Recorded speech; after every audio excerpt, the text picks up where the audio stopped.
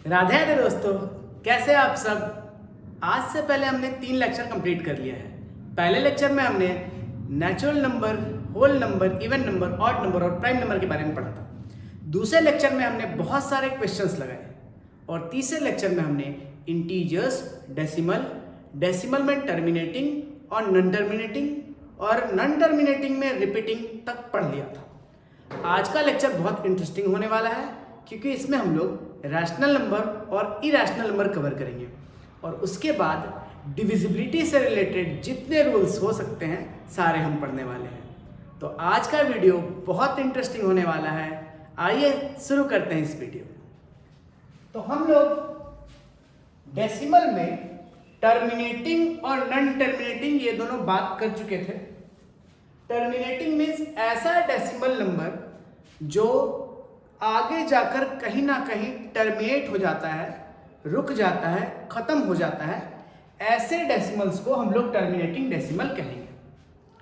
फिर हमने बात किया था नॉन टर्मिनेटिंग डेसिमल्स के बारे में। नॉन टर्मिनेटिंग डेसिमल वैसे नंबर्स को कहते हैं जो डेसिमल के बाद टर्मिनेट ना हो। इट मीन्स कि वो खत्म ही ना हो, वो चलते रह जाए।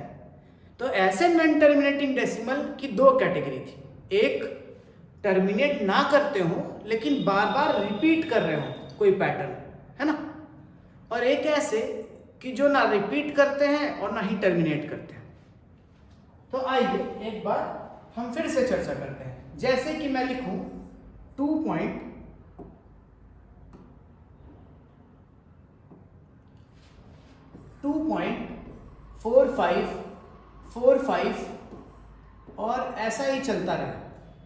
तो ये नंबर कैसा नंबर है सर? ये नंबर नॉन टर्मिनेटिंग है बट रिपीटिंग है, क्योंकि ये टर्मिनेट तो नहीं करेगा लेकिन 454545 ये आता ही रहेगा, है ना। लेकिन मैं अगर ऐसा लिख दूं कि 2.46792387 और कुछ भी ऐसा चलता रह जाए, तो इसका मतलब है कि ये नंबर ना ही टर्मिनेट कर रहा है और ना ही रिपीट कर रहा है। क्लियर है ये चीज? तो आइए आज हम इस पे बेस्ड कुछ बात करेंगे।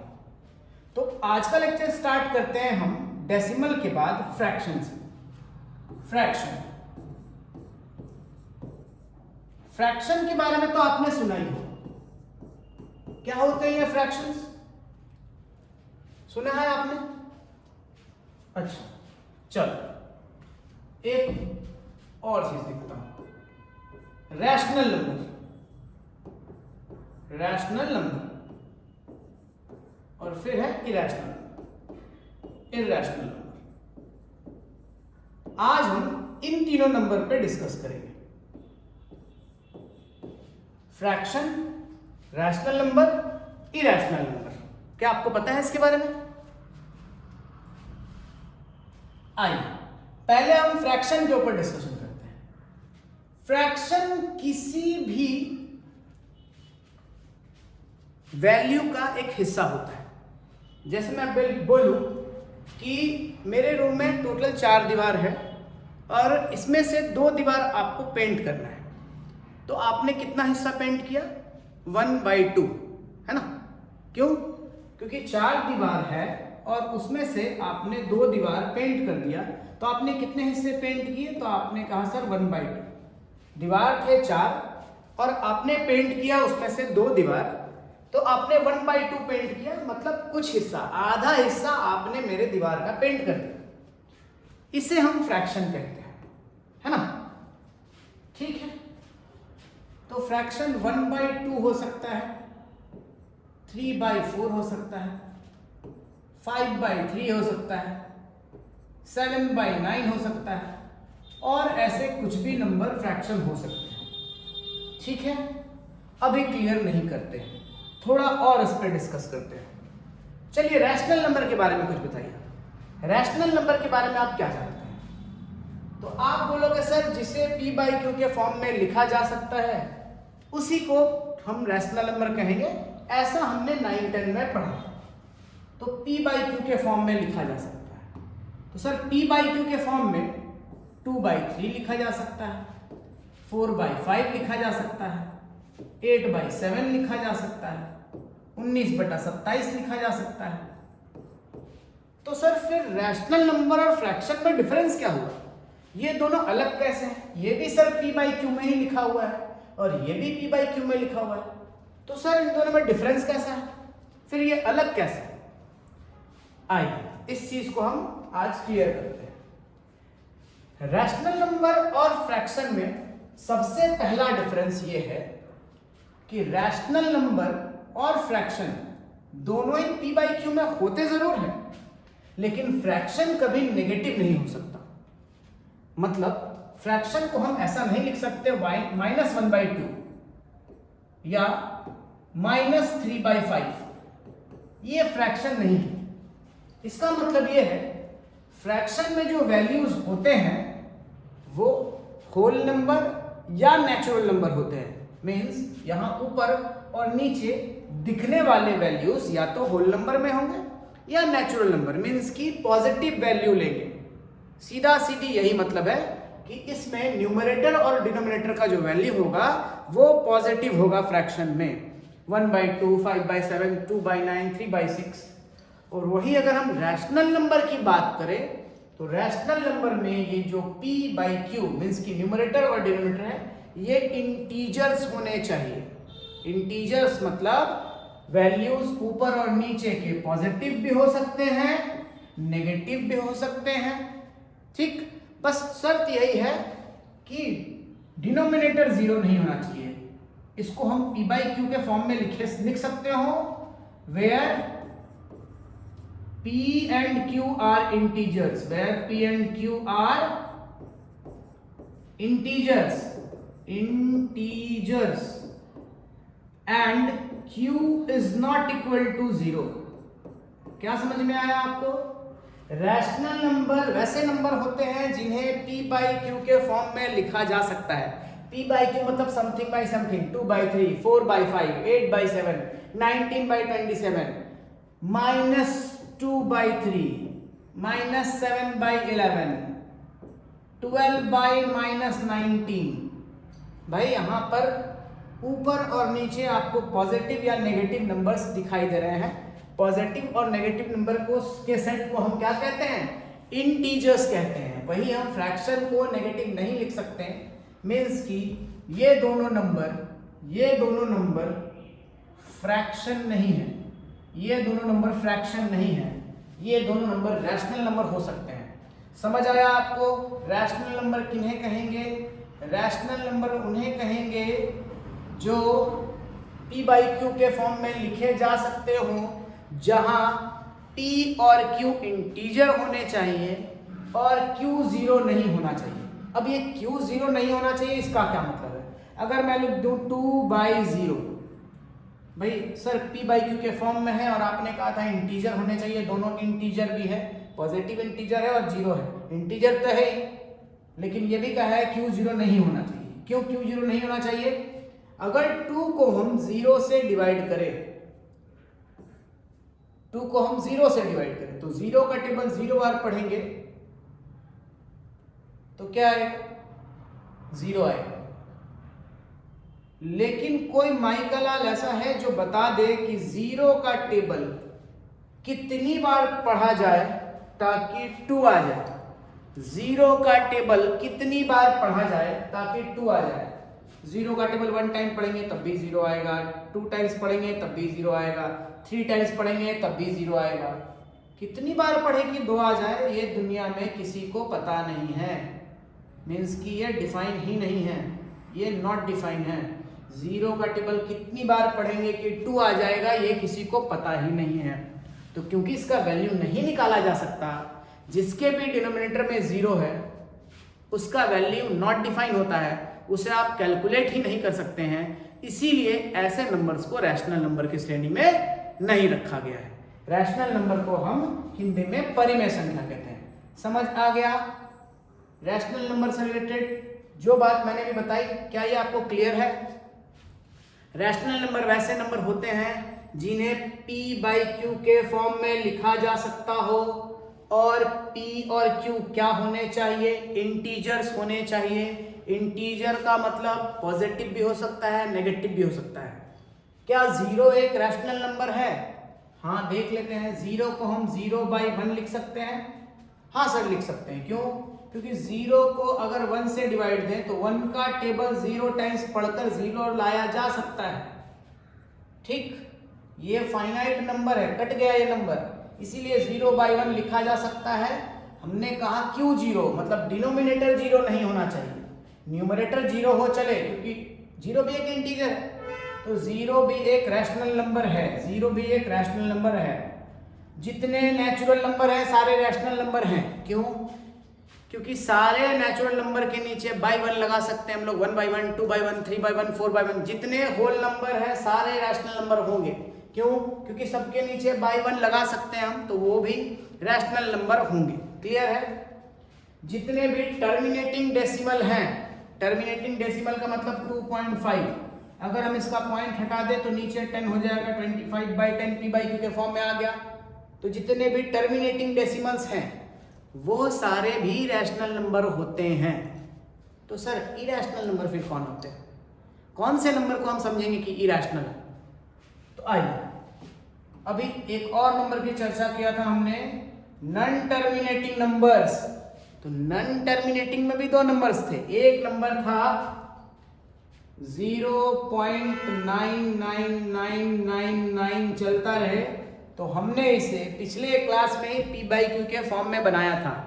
तो इसे भाई P/Q के फॉर्म में बना सकते हैं अगर 0.999 0.3333 पढ़ा था ना हमने। कैसे बनाया था हमने भाई? इसका मतलब होता है 0.3 पे बार। तो चादर वाले नंबर को कैसे हमने बनाया था? सर 3 है तो 3 लिख देंगे, बाई 1 के ऊपर चादर है तो 1 9, 3/9 बन गया ये P/Q। तो ये भी रैशनल नंबर है। अगर ये रैशनल नंबर है तो ये भी रैशनल नंबर है। इसका मतलब नॉन टर्मिनेटिंग नंबर हो लेकिन वो रिपीट करता हो तो उसे भी हम रैशनल नंबर बोलेंगे। क्लियर है? आइए तो एक बार हम लिखते हैं किन नंबर्स को रैशनल नंबर कहेंगे। एक बार हम लिखते हैं, ठीक है? किन नंबर्स को हम रैशनल नंबर कहेंगे, हम एक बार लिखते हैं। यहाँ पे मैं सारा एग्जांपल मिक्स कर देता हूँ, जैसे इसमें माइनस लगा लो, यहाँ माइनस लगा लो, चलो ठीक है। और भी आप डाल दो, इसमें 0 लिख दो, है ना, 0/1, 2/1 डॉट डॉट डॉट। तो सर जितने होल नंबर हैं सारे होल नंबर रैशनल नंबर होंगे।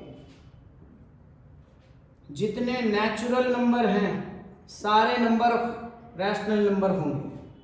जितने इवन नंबर हैं ऑड नंबर है, क्योंकि वो तो नेचुरल और होल में आ गए भाई, तो उन्हें लिखते नहीं। जितने डेसिमल नंबर हैं क्या सारे होल नंबर होंगे? नहीं, डेसिमल में जो टर्मिनेटिंग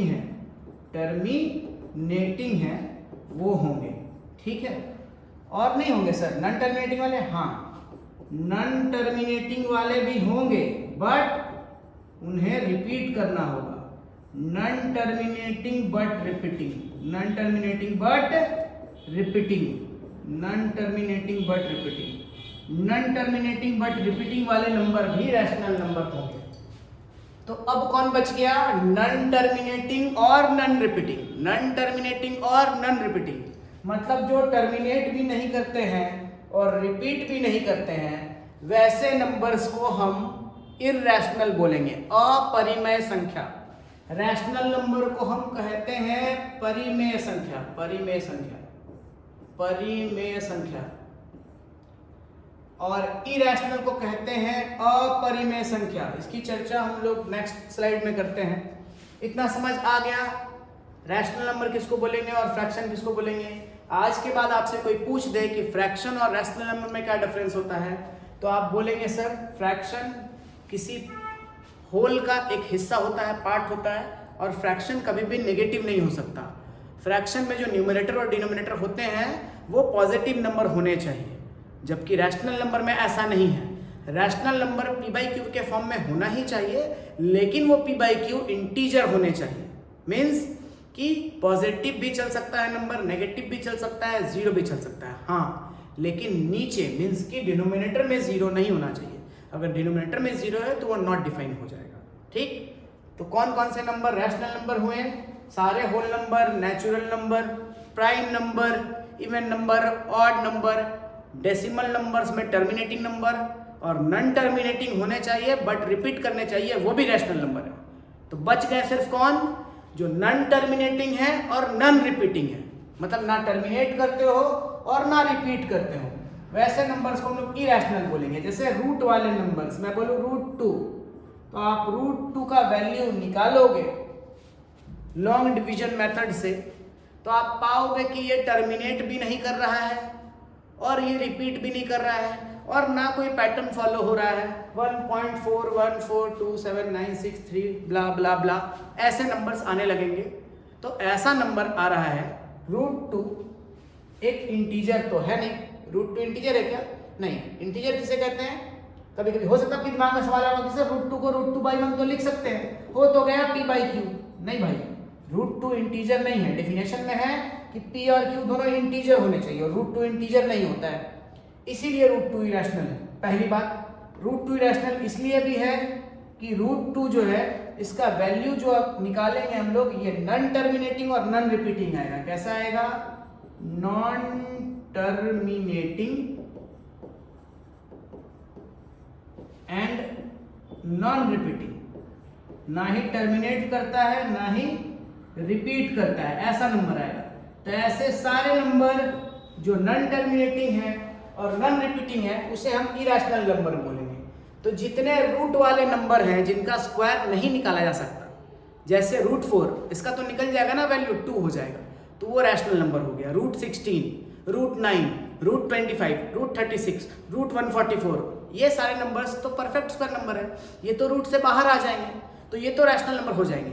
लेकिन जो परफेक्ट स्क्वायर नंबर नहीं है उनका अगर रूट किया जाए तो उनका रूट कभी भी टर्मिनेटिंग डेसिमल में नहीं आएगा, हमेशा नॉन टर्मिनेटिंग डेसिमल में आएगा। इसीलिए रूट वाले सारे नंबर्स जो परफेक्ट स्क्वायर नहीं है वो सारे इरैशनल नंबर होते हैं। ठीक, क्लियर? और आते हैं इरैशनल के बारे में चर्चा करते हैं। इरैशनल के बारे में चर्चा करेंगे हम लोग। इरैशनल, अपरिमेय संख्या,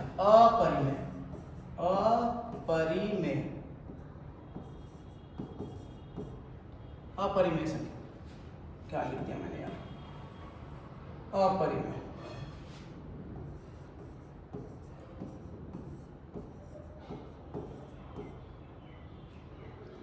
तो अभी क्या बोला मैंने? जितने रूट वाले नंबर्स हैं, √2, √3, √5, √6, √7, √8, ये सारे नंबर्स। और क्या मैं लिख दूं? 1.010010001000001 डॉट। ये रिपीटिंग नंबर नहीं है, सेम नंबर बार बार रिपीट नहीं हो रहा है, ये भी इरैशनल नंबर हो, है ना? मैं लिख दूं 1.412369754827। ये नंबर ना ही टर्मिनेट हो रहा है और ना ही रिपीट हो रहा है, ये भी इरैशनल नंबर है। तो सारे रूट वाले नंबर और नॉन टर्मिनेटिंग, सारे रूट वाले नंबर और नॉन टर्मिनेटिंग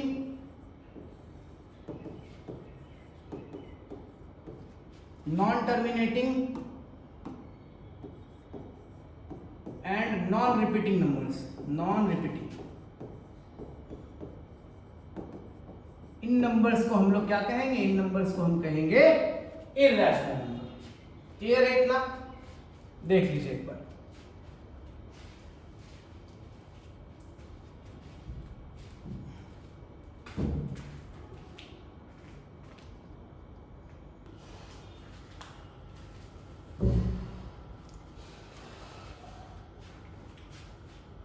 अगर इतना समझ आ गया हो तो एक बार हम वापस से रिवीजन कर लेते हैं कि हमने क्या क्या पढ़ा। हमने पढ़ा नेचुरल नंबर,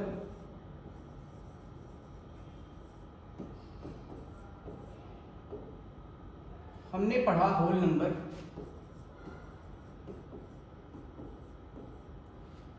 इवन नंबर,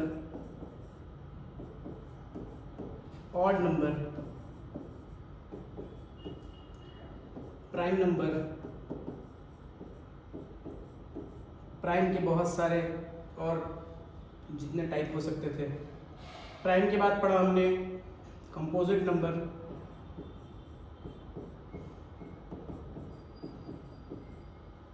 को प्राइम नंबर्स,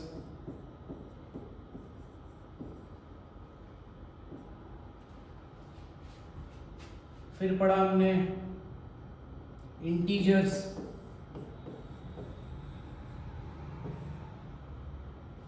फिर पढ़ा हमने डेसिमल, फिर पढ़ा हमने फ्रैक्शन, फिर पढ़ा हमने रैशनल नंबर,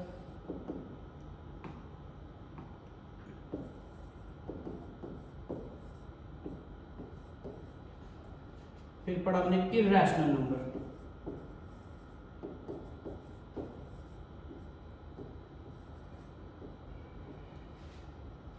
डेसिमल में पढ़ा हमने टर्मिनेटिंग,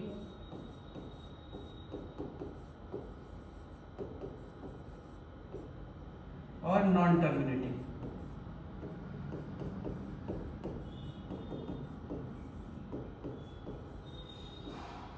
नॉन टर्मिनेटिंग में भी हमने दो चीज पढ़ा, एक पढ़ा रिपीटिंग, एक पढ़ा नॉन रिपीटिंग।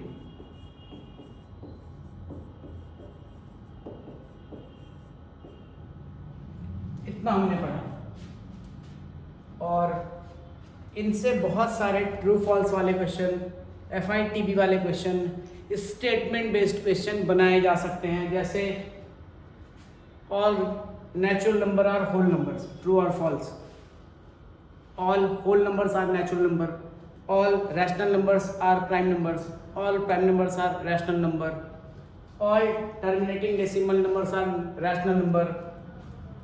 ऐसे करके बहुत सारे क्वेश्चंस बनाए जा सकते हैं। तो अगर मैंने जो भी चीज़ आपको बताया है वो आप अच्छे से समझ गए हो तो आप आराम से इन सभी क्वेश्चंस के आंसर कर पाओगे। जितना अभी हमने पढ़ा इन सभी के सेट को, कंप्लीट सेट को रियल नंबर कहा जाता है। ठीक, मीन्स कि ये एक बिग फैमिली का हिस्सा है और वो बिग फैमिली का नाम है रियल नंबर। ठीक, ये सारे नंबर्स रियल नंबर के फैमिली के हैं, मतलब ये एक फैमिली ट्री रेडी करेगा जिसमें सबसे हेड ट्री जो होगा वो रियल नंबर होंगे और बाकी सारे उसके ये फैमिली नंबर्स, है ना। कि अगर इसमें से किसी का भी नाम लेकर बोले कि all rational number are real number तो ट्रू होगा, लेकिन क्या all real numbers are rational number ये ट्रू होगा? नहीं। क्यों? क्योंकि रियल नंबर फैमिली का हेड है, उसमें सब कुछ आते हैं, तो इरैशनल भी रियल नंबर होगा। तो क्या इरैशनल रैशनल हो सकता है? नहीं। इसीलिए सारे रैशनल नंबर रियल हैं लेकिन सारे रियल नंबर रैशनल नहीं। उसी तरीके से मैं बोलूं all decimal numbers are real number, यह स्टेटमेंट ट्रू है, लेकिन क्या मैं बोलूं all real numbers are decimal number, ये तो ट्रू नहीं है, है ना। तो उसी तरीके से बहुत सारे क्वेश्चन बनाए जा सकते हैं रियल नंबर, और इन सारे वर्ड्स को लेकर आप इन सभी वर्ड्स पर ध्यान देंगे और इससे रिलेटेड जो भी क्वेश्चन बन सकेगा उसको आप सॉल्व करने की कोशिश करेंगे। मैं कोशिश करूंगा कि इन पे बेस्ड एक स्टेटमेंट बेस्ड क्वेश्चन सीरीज लेकर आऊं। अभी नहीं, पहले मैं सारे कॉन्सेप्ट क्लियर कर दूं उसके बाद, ठीक है। तो चलिए आज आगे हम पढ़ने वाले हैं डिविजिबिलिटी। डिविजिबिलिटी, विभाज्यता का नियम, मतलब कोई नंबर किससे डिविजिबल है, हम आज ये पढ़ने वाले हैं, ठीक है। तो चलिए डिविजिबिलिटी रूल स्टार्ट करते हैं। हेडिंग लगाएंगे डिविजिबिलिटी रूल।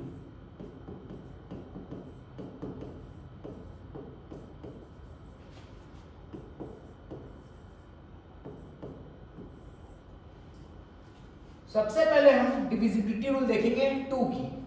2 की डिविजिबिलिटी रूल क्या है भाई? कोई नंबर 2 से डिविजिबल है कि नहीं, कोई नंबर 2 से डिविजिबल है कि नहीं, ये हम कैसे पता करते हैं? तो हम सिर्फ लास्ट डिजिट चेक करते हैं। क्या चेक करते हैं? Last digit. लास्ट डिजिट अगर डिविजिबल है किससे? 2 से। लास्ट नंबर अगर 2 से डिविजिबल है तो पूरा नंबर 2 से डिविजिबल होगा। दूसरे शब्दों में हम ये कह सकते हैं कि अगर यूनिट डिजिट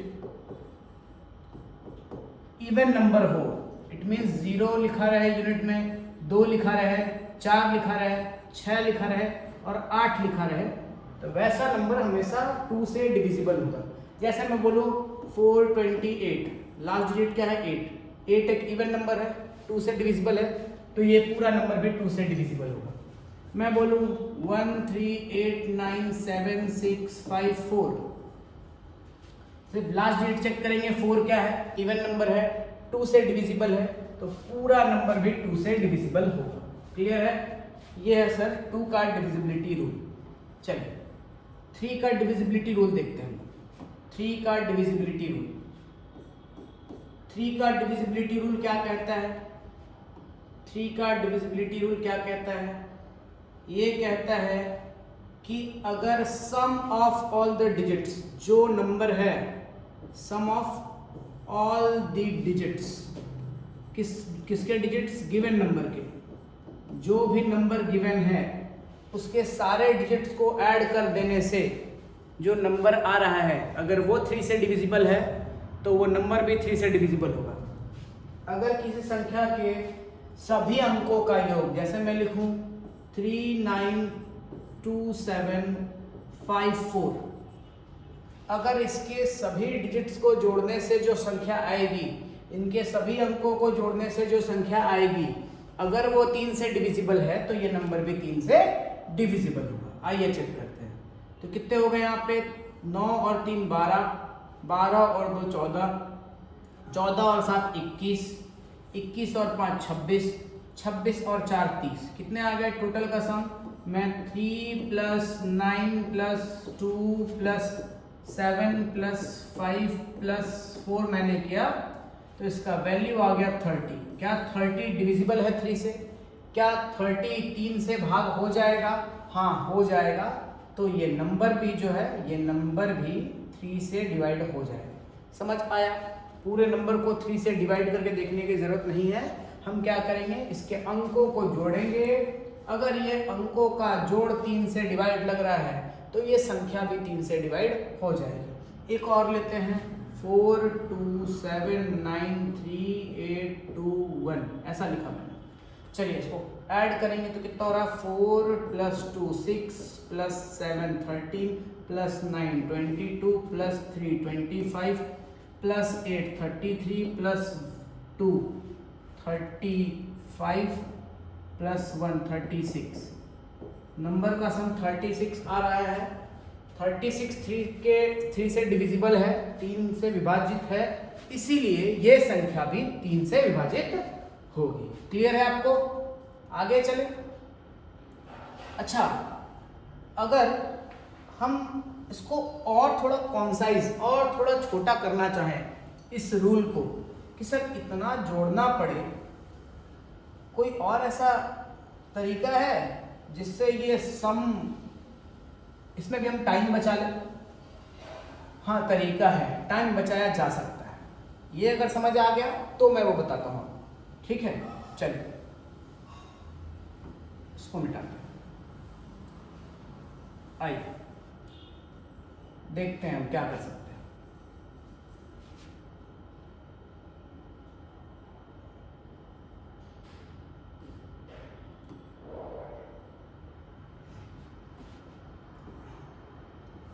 नंबर है आपके पास 392754। देखिए जो नंबर दिख ही रहा है कि 3 से डिविजिबल है, उसको हम जोड़ने में काउंट नहीं करेंगे, उसको यहीं काट लेंगे।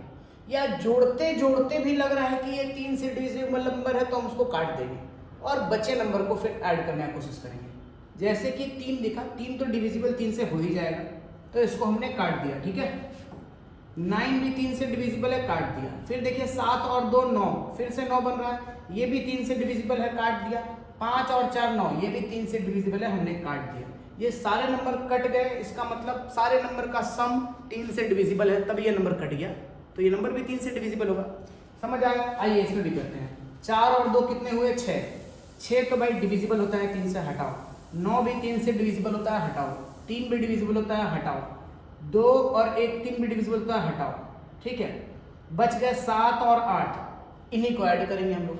7 और 8 कितने हो गए? 15। 7 और 8 कितने हो गए? 15। 15 भी भाई 3 से डिविजिबल है, मतलब ये नंबर 3 से डिविजिबल होगा। क्लियर है आपको कैसे किया हमने? चलिए एक और करते हैं। 2954762 ये लिखा। अगर ये 3 से डिविजिबल है कि नहीं हम चेक करेंगे। आइए सबसे पहले 9 कट रहा है, 3 से हटा दिया मैंने। 5 और 4, 5 और 4 9, ये भी कट रहा है, हटा दो इसको। ये भी 9 कट रहा है, हटा दो इसको। और फिर ये 7 और 2, ये भी 9 होते हैं, इन्हें भी हटा दो। क्या बच गया? 6 और 2 8, 6 और 2 8। क्या 8 डिविजिबल है 3 से? नहीं, तो ये संख्या भी 3 से विभाजित नहीं होगी। समझ आ गया आपको ये रूल? तो अब आप यही चेक करेंगे, ठीक है। 3 से डिविजिबिलिटी के लिए हमने पढ़ा है कि सारे का सम डिविजिबल होना चाहिए, वो ठीक है, पर ये मेथड भी आप ध्यान रखेंगे कि सारे नंबर्स का सम करने से अच्छा है रास्ते में ही जो नंबर 3 से डिविजिबल दिख रहे हैं उन्हें काटते चले जाओ और बाद में जो बच गया सिर्फ उतने का सम करो तो आंसर आ जाता है। ठीक, चलिए उम्मीद है आपको पसंद आया हो। देखते हैं 4 का डिविजिबिलिटी रूल। 4 से कौन सी संख्या डिविजिबल है, 4 से कौन सी संख्या विभाजित हो जाती है, उसके बारे में देखते हैं। आइए, कौन सी संख्या 4 से डिविजिबल है? भाई 4 से डिविजिबल, भाई 2 के लिए हमने सिर्फ क्या देखा? लास्ट डिजिट 2 से डिविजिबल है तो पूरी संख्या 2 से डिविजिबल है ना। ये भी 2 के बेस में है, ये 2 का पावर 1 होता है, 2 का पावर 1 होता है, इसीलिए हमने एक डिजिट चेक किया कि 2 से डिविजिबल है कि नहीं। भाई ये जो है ये 2 का पावर 2 है, तो ये जो यहाँ पे पावर है यही आपको बताता है कि कितने डिजिट चेक करने हैं। 2 का पावर 2 यानी कि 2 डिजिट चेक करने हैं। 2 का पावर 2, ये 2 आपको बताता है कि यूनिट साइड से कितने डिजिट चेक करने हैं। तो यहाँ पे 2 है, इट मीन्स इसका मतलब ये है कि कोई भी नंबर 4 से डिविजिबल है कि नहीं, तो लास्ट 2 डिजिट हम चेक करेंगे। लास्ट 2 डिजिट अगर 4 से डिविजिबल है, लास्ट 2 डिजिट अगर 4 से डिविजिबल है तो वो नंबर भी 4 से डिविजिबल होगा। जैसे मैं लिखूँ 256, तो 56 अगर 4 से डिविजिबल है तो ये नंबर भी 4 से डिविजिबल होगा। है भाई, 4 एकम 4, एक कैरी उधर चला गया 16, 4 चौक 16, हाँ ये 4 से डिविजिबल है। अगर मैं लिख दूं 48391 तो 1 to 12 अगर 4 से डिविजिबल है, 4 से विभाजित है, तो ये पूरी संख्या भी 4 से विभाजित होगी। क्लियर है? आगे चलते हैं। मैं लिखूं 598762 32, लास्ट का 2 डिजिट है 32। क्या ये 4 से डिविजिबल है? हाँ है, तो ये संख्या भी 4 से डिविजिबल होगी। क्लियर है आप सभी को? चलिए बहुत बेहतरीन, बहुत अच्छा। लास्ट 2 डिजिट नंबर डिविजिबल होने चाहिए। उसी तरीके से आगे चलेंगे। इसी के हिसाब से अगर हम 8 के बारे में बात करें, 6 की बात करेंगे। पहले ये जो बात हुई थी यूनिट डिजिट से कैसे चेक करते हैं, इससे मैंने 8 का बात किया। 8 की बात करते हैं। 8 की बात करेंगे तो 8 क्या होता है सर? सर 8 होता है 2 का क्यूब। क्यूब का मतलब 3 डिजिट, इसीलिए लास्ट का 3 डिजिट 8 से डिविजिबल होना चाहिए। Last 3 digit is divisible by 8। Clear है? 2 का पावर 1 था तो लास्ट एक डिजिट चेक किया हमने कि 2 से डिविजिबल है कि नहीं। 4 2 का पावर 2 था, तो लास्ट का 2 डिजिट हमने चेक किया कि 4 से डिविजिबल है कि नहीं। 2 का पावर 3 8, तो लास्ट 3 डिजिट हमने चेक किया कि 8 से डिविजिबल है कि नहीं। इसी तरीके से 16 हो, 32 हो, सभी का रूल यही हो जाएगा, है ना। 16 को भी चेक करना हो तो हम क्या चेक करेंगे, हम देखेंगे 2 टू द पावर 4 लास्ट का 4 डिजिट अगर 16 से डिविजिबल है तो नंबर भी 16 से डिविजिबल होगा। क्लियर है ये, हाँ कि ना? अगर क्लियर है तो आगे चलते हैं। हमने अभी छोड़ा है 6 और 5। 5 का डिविजिबिलिटी रूल, 5 का डिविजिबिलिटी रूल आपको पता ही है। 5 का डिविजिबिलिटी रूल क्या है? अगर यूनिट डिजिट 0 हो, यूनिट डिजिट क्या हो, यूनिट डिजिट 0 हो या फिर 5 हो, 0 हो या फिर 5 हो, तो वो नंबर 5 से डिविजिबल होगा। कोई भी नंबर 2 4 8 0 लास्ट में 0 है, 5 से डिविजिबल। 7 8 3 5 लास्ट में 5 है, 5 से डिविजिबल। तो कोई भी नंबर जिसका यूनिट डिजिट या तो 0 हो या 5 हो, वो 5 से डिविजिबल होगा। 6 से कोई नंबर डिविजिबल है कि नहीं, कैसे चेक करेंगे? तो भाई ये जो 6 है ये हमारा 2 और 3 का फैक्टर है ना। 2 और 3 के मल्टीपल है 6, 2 और 3 को मल्टीप्लाई करने से बना है 6।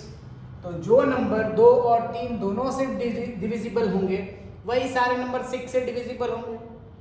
जैसे कि मैं लिखूं 312, तो 312 सबसे पहले लास्ट में 2 है, हाँ सर, ये तो 2 से डिविजिबल हो जाएगा। और 3 से डिविजिबल होने का क्या रूल है, सबको ऐड करो, 3 1 4 और 2 6। हाँ भाई, ये भाई 6 3 से डिविजिबल होता है तो नंबर भी 6 से डिविजिबल हो जाएगा। तो 6 से कटने का क्या रूल हो गया, अगर वो नंबर 2 और 3 दोनों से डिविजिबल है। अगर मैं दूसरे शब्दों में कहूँ, जैसे मैं ऐसे बोल दूँ 393, ये नंबर 3 से डिविजिबल तो है, लेकिन क्या ये 2 से डिविजिबल है? नहीं, ये 2 से डिविजिबल तो नहीं है सर, इवन नंबर नहीं है लास्ट में, है ना। तो ये 6 से डिविजिबल नहीं है नंबर। तो इसका मतलब ये पता चल रहा है कि 6 से डिविजिबल होने के लिए कंडीशन पहले इवन होना चाहिए। इवन का मतलब ही है 2 से डिविजिबल, और साथ में 3 का डिविजिबिलिटी रूल फॉलो करना चाहिए। इवन होना चाहिए और 6 के लिए 3 का डिविजिबिलिटी रूल फॉलो करना चाहिए। इवन होना चाहिए और 3 से डिविजिबल होना चाहिए, तभी वो 6 से डिविजिबल होगा। और दिखते ही बोल देंगे नहीं ये 6 से डिविजिबल नहीं होगा, क्योंकि 6 में एक फैक्टर 2 है और 2 इवन नंबर बनाता है 6 को।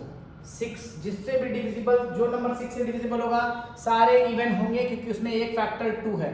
100% ये सवाल आने की संभावना है, आप इसे याद रखेंगे, ठीक है। चलिए, इस पे बेस्ड क्वेश्चन आएगा, आप फटाक से हिट करेंगे। 6 का डिविजिबिलिटी रूल समझ में आया? जो नंबर 2 और 3, और इंग्लिश वाला नहीं हिंदी वाला एंड लिखेंगे, 2 और 3 दोनों से डिविजिबल है वही नंबर 6 से डिविजिबल होगा, नहीं तो वो नंबर 6 से डिविजिबल नहीं होगा। 6 के बाद हम बात करते हैं 8 हो गए, हाँ सब कुछ हो गया। 11, अच्छा अभी 7, 11, 13, इनका डिविजिबिलिटी रूल हम लोग नेक्स्ट क्लास में पढ़ेंगे। फिलहाल आप इतने ही डिविजिबिलिटी रूल याद रखें, और इनसे रिलेटेड जैसे 6 2 और 3 दोनों का मल्टीपल है, वैसे ही बहुत सारे और नंबर जिनका डिविजिबिलिटी रूल डायरेक्ट नहीं है, जैसे फंडामेंटल यूनिट और derived unit. Derived unit fundamental unit से बने हुए हैं। उसी तरीके से डिविजिबिलिटी रूल में भी, जैसे मैं अभी यहाँ पर बोल दूं कि 72 से कोई नंबर डिविजिबल है कि नहीं, अगर आपको ये चेक करना है, भाई 72 से नहीं चेक करेंगे। 72 किसका किसका मल्टीपल है, 8 और 9, और आपको इन दोनों का रूल पता है कि कोई नंबर 8 से डिविजिबल है या नहीं, या 9 से डिविजिबल है या नहीं, इसे कैसे चेक करते हैं। अगर आप 8 और 9 दोनों का डिविजिबिलिटी रूल आपको पता है तो आप 72 का डिविजिबिलिटी रूल पता कर सकते हो। अच्छा, मैंने 9 का डिविजिबिलिटी रूल अभी आपको नहीं बताया, 1 मिनट पहले मैं 9 का डिविजिबिलिटी रूल आपको बता दूं, फिर ये बात करेंगे इस पर, ठीक है। आइए पहले 9 के डिविजिबिलिटी रूल पे चर्चा कर लेते हैं। 9 भी बिल्कुल सेम 3 की तरह ही, अगर सम ऑफ डिजिट्स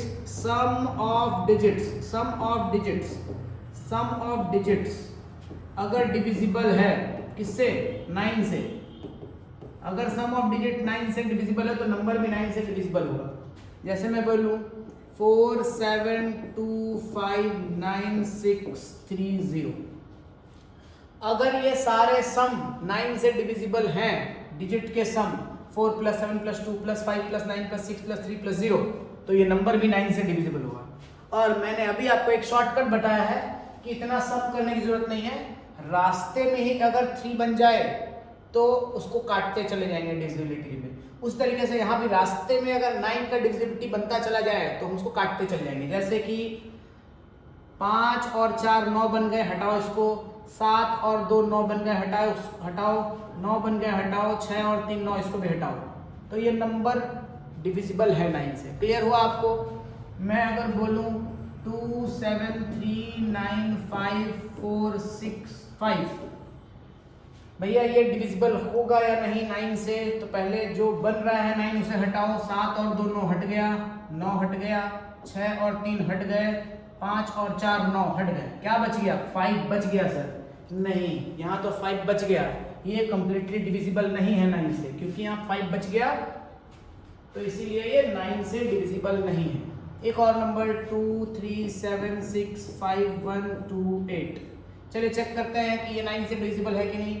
7 और 2 9 कट गए, 6 और 3 9 कट गए, 8 और 1 9 कट गए, बच गया 5 और 2। 5 और 2 को ऐड करेंगे 7 होता है। 7 9 से डिविजिबल नहीं है, इसलिए नंबर भी 9 से डिविजिबल नहीं होगा। समझ आ गया आपको 9 का डिविजिबिलिटी रूल? चलिए, बहुत अच्छी बात है, क्लियर है सभी को? क्लियर, कोई दिक्कत नहीं? तो चलिए आगे वो डिराइव्ड यूनिट वाली बात करते हैं। जैसे मैं बोलूं कोई नंबर 12 से डिविजिबल है कि नहीं, तो इसके लिए अब 12 का डिविजिबिलिटी जानना जरूरत नहीं है। आप 3 और 4 दोनों का डिविजिबिलिटी जानते हैं, उससे ही चेक कर लेंगे कोई नंबर 12 से डिविजिबल है कि नहीं। जैसे मैं बोलूँ 288, एक नंबर है 288, 288 12 से डिविजिबल होगा कि नहीं? तो 4 के लिए क्या चेक करेंगे? लास्ट का डो डिजिट, हाँ सर ये तो डिविजिबल है 4 से। 3 से क्या चेक करेंगे? 8 8 16 2 18, 18 3 से डिविजिबल है, हाँ। 3 और 4 दोनों से ये नंबर डिविजिबल है, इसीलिए 12 से भी डिविजिबल होगा।